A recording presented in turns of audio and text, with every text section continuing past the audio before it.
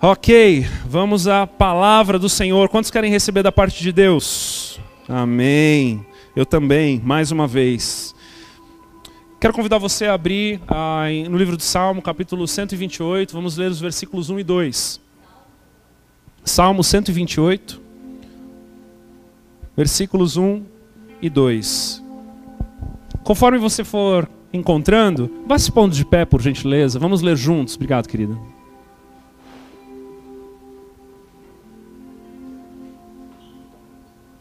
Glória a Deus.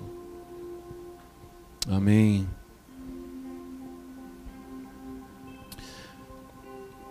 Salmo 128, versículos 1 e 2, diz o seguinte: Bem-aventurado aquele que teme ao Senhor e anda nos seus caminhos. Do trabalho de suas mãos comerás. Feliz serás e tudo te irá bem. Feche seus olhos. Deus amado, obrigado pela tua palavra.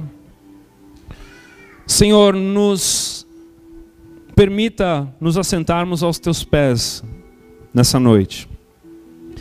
Que sejamos como Marta, que se assenta aos teus pés, como Maria, que se assenta aos teus pés, e não como Marta, que fica atarefada de um lado para o outro e perde aquilo que o Senhor tem para ensinar. Que o nosso coração esteja aberto para receber da tua palavra, que a nossa mente possa estar receptiva para o que o Senhor tem para nós. Nos ajuda, Senhor, a sermos transformados nessa noite, em nome de Jesus. Amém. Pode se sentar, querido.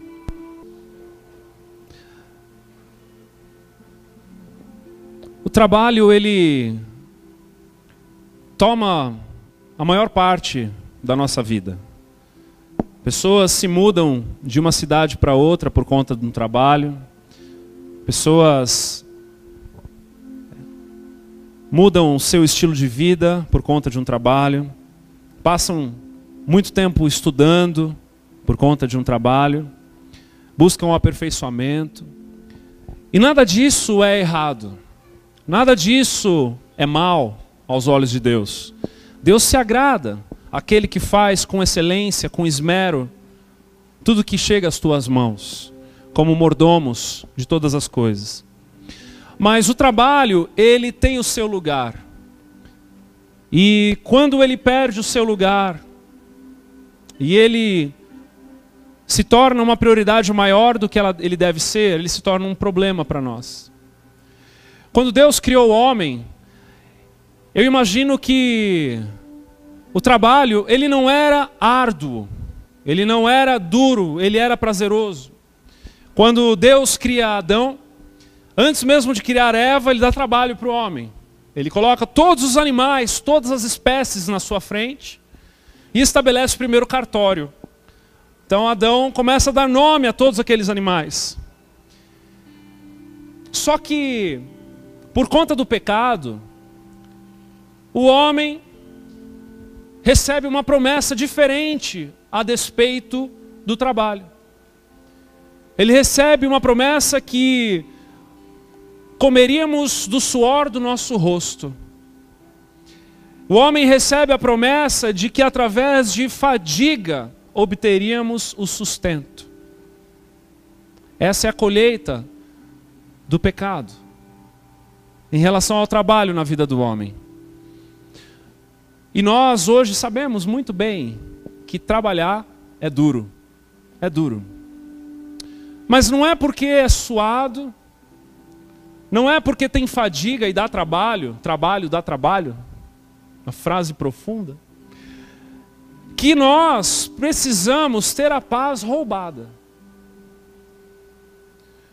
Porque o trabalho, ele pode também tirar a nossa paz, ele pode trazer aflição para os nossos dias. Mas essa não é definitivamente uma promessa de Deus para nós. O trabalho, ele tem a sua paga. Mas quando nós optamos por um trilho diferente, nós trocamos as prioridades. Teve um episódio onde Moisés, quando ele entende que ele tem que voltar para o Egito, para libertar o seu povo, ele tem um primeiro encontro com o faraó. Ele junto de Arão se encontram com o faraó e pedem a faraó para que o povo hebreu possa ir no período de 3 dias caminhar no deserto para cultuarem a Deus. E nesse período de 3 dias eles então adorariam ao Senhor dos Senhores, parariam de trabalhar e desfrutariam somente da presença de Deus. Só que Faraó, quando ouve essa proposta, ele recebe de uma forma muito negativa. E ele diz não, e ele somente não diz não, mas ele enforça e traz mais trabalho ao povo hebreu. Ele diz assim: se antes vocês recebiam a palha nas mãos para fazerem os tijolos, agora vocês vão ter que pegar a própria palha com as mãos de vocês e construírem os tijolos. E que o número, a quantidade de tijolos não diminua, seja a mesma que vocês estavam construindo anteriormente. E é engraçado que todas as vezes que nós paramos de trabalhar para desfrutarmos da presença de Deus, é como se nos sentíssemos culpados de que o trabalho está nos chamando e que estivéssemos sendo irresponsáveis. Mas o Senhor tem algo para falar no nosso coração. Porque o texto nos ensina que bem-aventurado aquele que teme ao Senhor e anda nos seus caminhos, do trabalho de tuas mãos comerás, feliz serás e tudo te irá bem. O Senhor nos promete uma felicidade, mas é uma felicidade que ela não vem do trabalho, ela vem daquele que teme ao Senhor e anda nos seus caminhos. A plenitude de vivermos os planos de Deus para nós está em temer ao Senhor e não em trabalhar. E aquele que não teme ao Senhor, teme outras coisas. Aquele que não teme ao Senhor, teme ficar desempregado, teme viver uma situação financeira inferior, teme ter uma enfermidade, teme a solidão, teme a depressão. E todas as vezes que nós tememos algo que não é o Senhor, nós estamos vendo uma comprovação de que não tememos ao Senhor. Porque aquele que teme ao Senhor não teme mais nada. Aquele que teme ao Senhor sabe que todas as coisas estão sobre o domínio dele. Mas aquele que teme as outras coisas não consegue dar o domínio devido a Deus.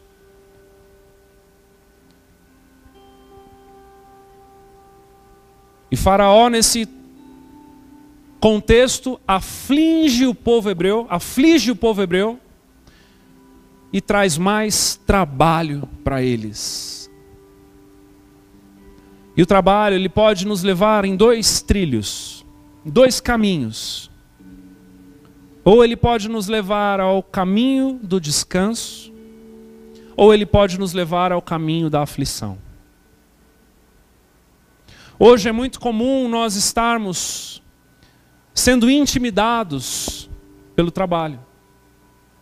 Toda vez que vivemos crise, toda vez que nós ficamos numa instabilidade econômica, como até a Márcia comentou aqui no momento que ela estava falando, é gerada em nós uma instabilidade quando nós não confiamos no Senhor. E isso pode nos intimidar por muitas coisas e pode nos levar a uma competitividade. Tem algumas palavras que parece que estão na moda hoje em dia, não é verdade? Competitividade, produtividade. Você vê um monte de gente falando a respeito de produtividade, eficiência. 3 palavras que estão na moda, tem gente até tatuando no corpo: foco, força e fé. Tem caneca com foco, força e fé, tem livro que fala sobre foco, força e fé, tem gente fazendo coaching para falar sobre foco, força e fé, e as coisas estão por aí, todo mundo fica afligido, intimidado. Tem gente que fala que é sangue no olho, né? Alguns vendedores saem para a rua para vender, é sangue no olho. Eu quero te dizer que otimismo é esperança sem fé. Porque aquele que teme ao Senhor, meus amados, o cristão, ele deve temer ao Senhor. Ter a fé no Senhor como provedor. Deus, ele é suficiente na vida do cristão. Ele é tudo na vida do cristão. E muitas vezes, por conta desse ativismo, nós colocamos Deus de lado e sentamos no trono e dizemos, não, eu tenho foco, força e fé e vai dar tudo certo. E o Senhor nos promete, do trabalho das tuas mãos comerás, feliz serás, e tudo te irá bem. Tudo te irá bem.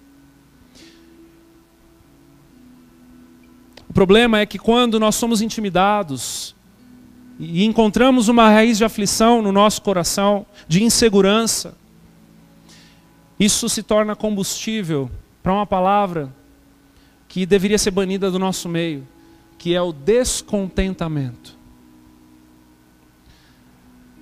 É engraçado, você ouve histórias de pessoas muitas vezes que nasceram numa família simples, cresceram numa família simples, entraram no mercado, começaram a trabalhar desde cedo, começaram a conquistar as coisas, e de repente num determinado momento da sua rota, da sua vida, aquela simplicidade vai embora. E parece que há um descontentamento, como se fosse um buraco sem fundo, que vai gerando um desejo de mais, e mais, e mais, e mais. E de repente, aquela pessoa que nasceu simples, que cresceu no meio da simplicidade, que era acostumada com as coisas mais singelas e bonitas da vida, se esquece de tudo isso e mergulha num poço sem fundo, numa vontade incessante de mais. E é interessante que quando você conversa com essas pessoas e essa pessoa abre o coração, ela nem sabe do que é que ela está atrás. Somente do mais. E aí tem uma outra palavrinha perigosa que nasce nesse mesmo coração, no meio dessa rota, desse trajeto, desse trilho, que é a palavra inveja. A Bíblia fala que a inveja é a podridão dos ossos. Em Marcos 15:10 está escrito que Jesus foi entregue para os sacerdotes por inveja. E aí nós começamos a nos comparar uns com os outros. Olhamos para a pessoa que está do lado e vemos ela tendo coisas que a gente não tem, e isso nos gera um desejo de termos aquilo.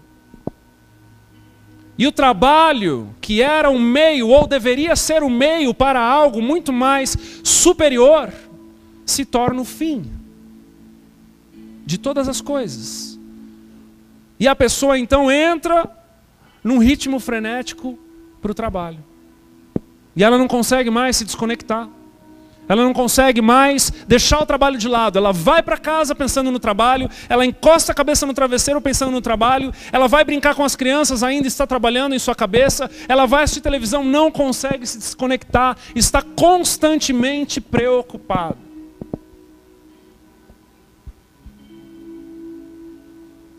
Mas o Senhor nos garante que seríamos felizes. Onde está essa felicidade? E essa é a pergunta boa, porque a resposta é que essa felicidade está no Senhor. No Senhor das coisas e não nas coisas do Senhor. O cristão, ele deve almejar por uma vida simples. O cristão, ele deve almejar pelas coisas singelas desse mundo. É engraçado que hoje em dia você ouve até pregador usando a Bíblia para falar justamente o contrário. Você ouve pessoas usando a palavra de Deus para falar de competitividade, de produtividade, de eficiência, de foco, força e fé. Só que Deus está pedindo o contrário para nós. Ele está falando, olha, simplifica. Busque a felicidade naquilo que dinheiro não vai comprar. Busca a felicidade naquilo que a tua carreira não vai trazer. Busque a felicidade naquilo que os teus olhos não conseguem ver. Porque Deus é invisível.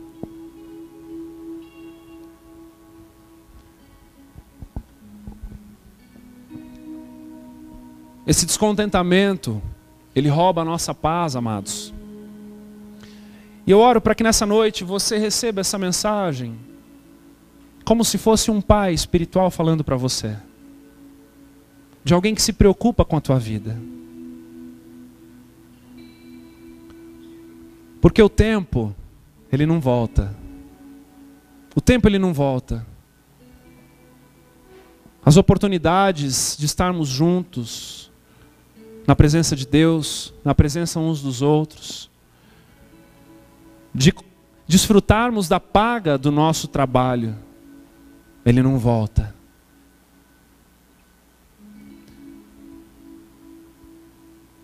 Tudo tem o seu tempo determinado. Eclesiastes 3:1. Tudo tem. Mas é determinado por Deus. O fato é que nós acabamos querendo determinar o tempo, ao invés de confiar no tempo determinado.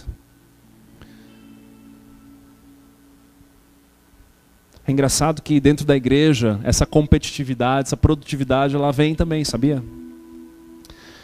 Às vezes as pessoas se escondem atrás do seu serviço. Elas escondem seu coração machucado. Elas escondem os seus pecados atrás de serviço. Pessoas que entram na igreja buscando servir, buscando ajudar, buscando fazer. E na hora de um discipulado, ela corre pela tangente. Ela corre porque ela não quer ser confrontada. É incrível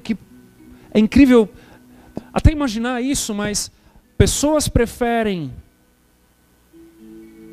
trabalhar do que serem pastoreadas. E muitas vezes nós vemos histórias de pessoas, de igrejas e situações onde parece que a pessoa entra com um talento e ela é abusada por aquele talento. Ela é abusada por aquilo que ela faz, por aquilo que ela pode oferecer. Como se fosse um alicate, como se fosse um martelo, como se fosse uma chave, que daqui a pouco ela estraga e ela é descartada.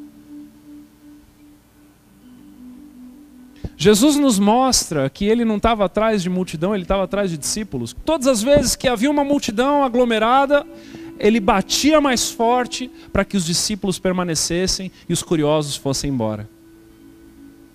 Jesus não estava atrás de uma mega igreja.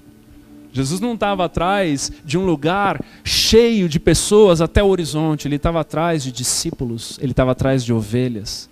As ovelhas que conhecem ele. E ele conhece as ovelhas.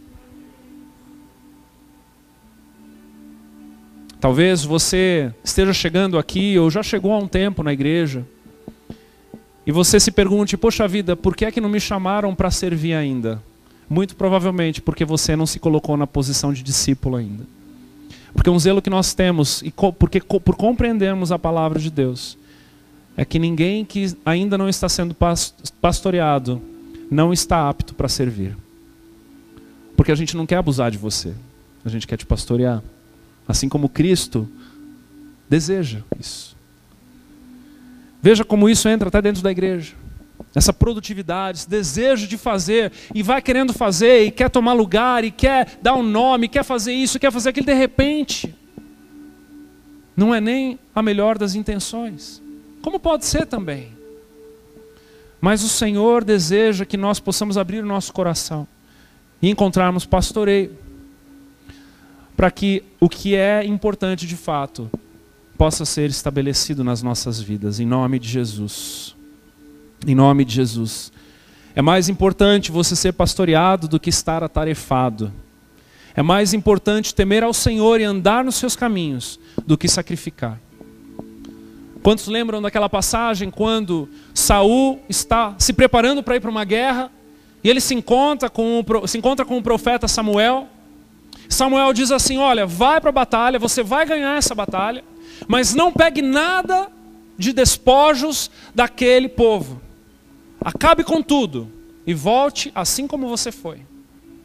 Saul então vai para a guerra, eles vencem a batalha, mas a sua ganância, o seu desejo de mais, fere aquilo que o Senhor havia pedido a ele, e ele volta com ovelhas, animais, e aí, para que ele não fique mal na fita com Deus, ele vai, constrói um altar e oferece sacrifício. O profeta Samuel se apresenta, diz a ele: olha, seria melhor se você tivesse obedecido do que sacrificado, porque esse sacrifício não foi aceito. Amados, não é o ativismo, não é o quanto nós produzimos, mas é o quanto nós nos deixamos ser moldados na presença do Senhor.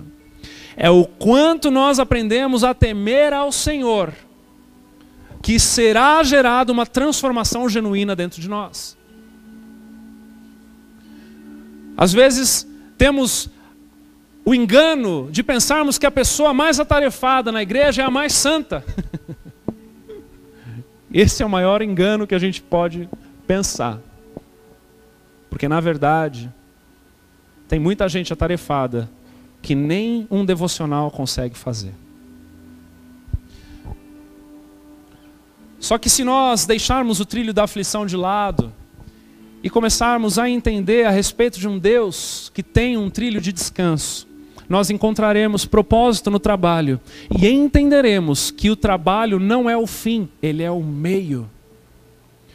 Amados, o trabalho não é o fim, ele é o meio. Ele é o meio. Em Eclesiastes capítulo 2, versículos 23 e 24, diz assim: porque todos os seus dias são dores, e o seu trabalho desgostoso. Até de noite não descansa o seu coração, também isto é vaidade. Nada há melhor para o homem do que comer, beber e fazer que a sua alma goze o bem do seu trabalho. O trabalho é um meio para o descanso. O trabalho, ele é um meio para comer e beber. Quantas pessoas que não conseguem nem comer por causa do trabalho. Esses dias alguém disse para mim assim: fui almoçar às 5 horas da tarde. Será que vale a pena trocar o teu bem-estar pelo trabalho? Uma outra pessoa falou para mim: só comi um pastel hoje. Será que vale a pena? Será que vale a pena? O trabalho, ele é um meio para desfrutar com a família. Desfrutar com a família. Desfrutar com os amigos. Desfrutar com as pessoas. Amados, nós não trabalhamos para o trabalho, nós trabalhamos para aquilo que ele pode nos oferecer. Ah, pastor, mas você não sabe o meu trabalho. Eu sei sim, eu sei o meu. Eu sei o meu. Eu sei o meu. Eu vou falar uma coisa aqui que eu vou dar um tiro no meu pé, mas eu vou falar. Eu sei o meu de momentos de pessoas que estão aflitas e me procuram. Só que eu estou sentado na sala da minha casa, brincando com os meus filhos. E eu respondo: estou ocupado. Sabe por quê? Porque eu estou ocupado. Porque eu estou desfrutando dos meus filhos. Porque eu tenho o meu descanso. Porque eu não quero estar na fila dos pastores que estão se suicidando, não. E eu também não quero você nela. O trabalho é um meio, igreja. É um meio para coisas mais nobres. É um meio para coisas maiores. É um meio para coisas mais importantes do que o trabalho em si. Não importa se você é um bombeiro, se você é um agente secreto, se você é o Chapolin, não importa quem você seja. Você tem que aprender a descansar. Tem que aprender a descansar. E quando nós entendemos isso e nós buscamos isso, amados, as coisas parecem que entram num lugar. É porque a aflição, ela engrandece as coisas, sabia disso? A aflição, quando você está engajado numa aflição, quando você está preocupado com o dia de amanhã, quando você está preocupado com o seu trabalho, aquilo que é um problema de 10 centímetros vira um problema de 2 metros. Porque esse é o fruto da aflição.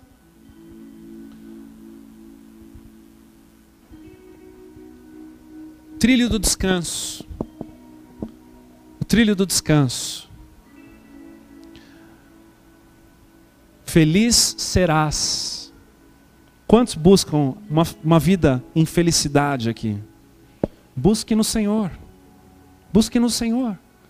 Ele promete isso. Tema ao Senhor.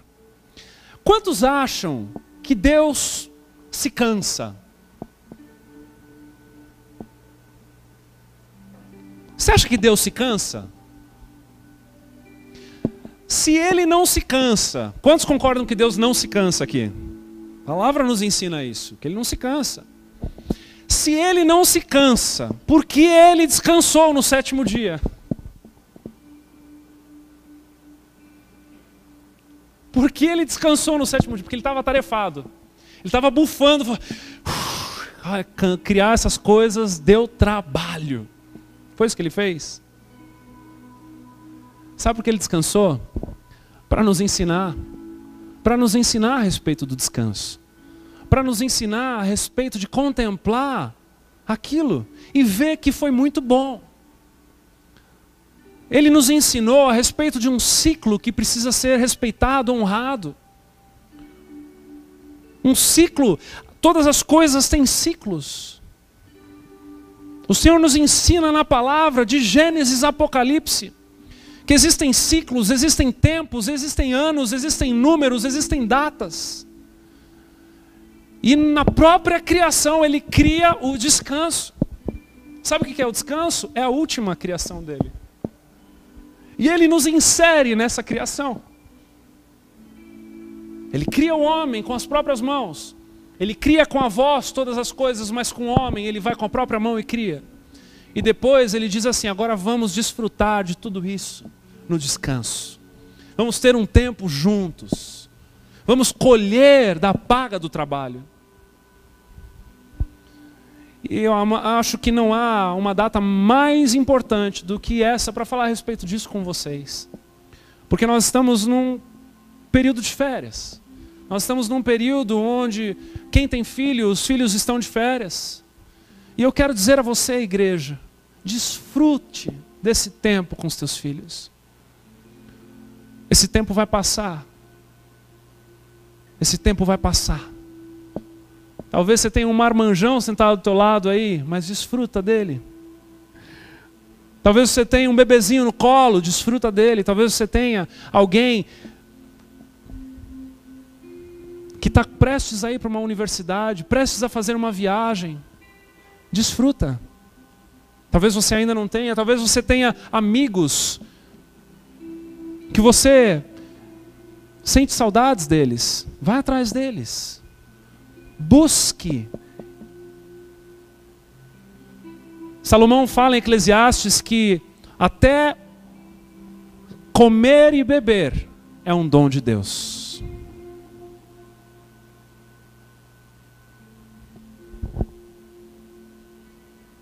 Trabalho, igreja, é só mais uma atividade que você faz. É por isso que tem hora para começar e para terminar. Agora, se você está aqui e você não gosta muito de trabalhar, tudo bem. Mas a Bíblia diz, não coma também.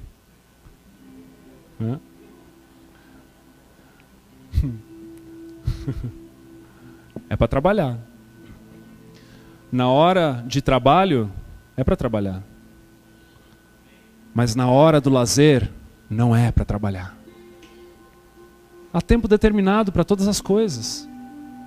Tudo tem o seu tempo debaixo do céu. Tudo tem o seu tempo. Tudo tem o seu tempo. Tudo tem o seu tempo. Aprenda a descansar. Aprenda a descansar.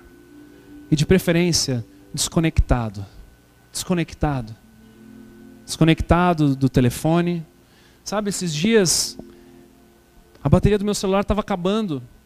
E eu achei que meu coração fosse parar junto. E aí, sabe o que aconteceu? Acabou. E meu coração não. Eu olhei e falei, gente, eu estou respirando ainda. Foi bom.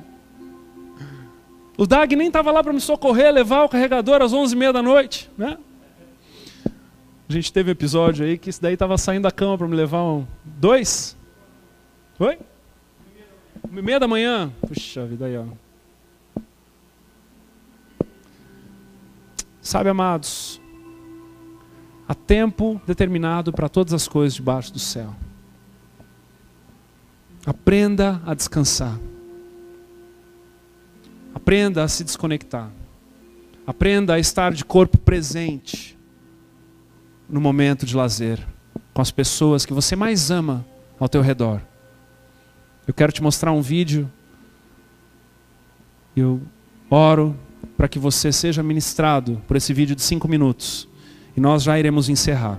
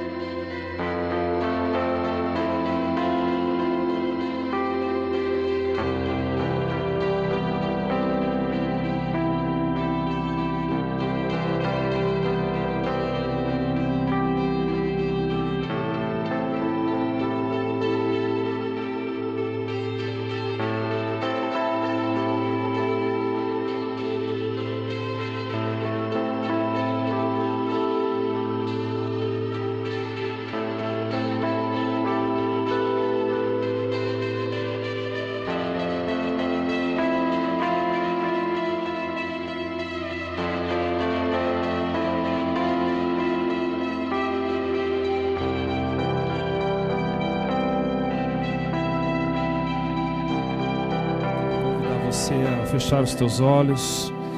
Vamos orar. Senhor Deus, obrigado, Senhor, pela vida que o Senhor nos deu. Obrigado, Deus, por conhecermos ao Senhor e termos o privilégio de buscarmos melhorias, Senhor. Senhor, obrigado pela criação do descanso. Obrigado, Senhor, porque precisamos do descanso. Precisamos do descanso para colocarmos a cabeça em ordem. Precisamos do descanso para desfrutarmos da paga do nosso salário com as pessoas que nós mais amamos. Precisamos do descanso para cultuarmos ao Senhor. Precisamos do descanso, Deus, para não termos tempo de pararmos uma atividade tão maravilhosa que é quando estamos em família, em amigos, com pessoas que tanto amamos. Precisamos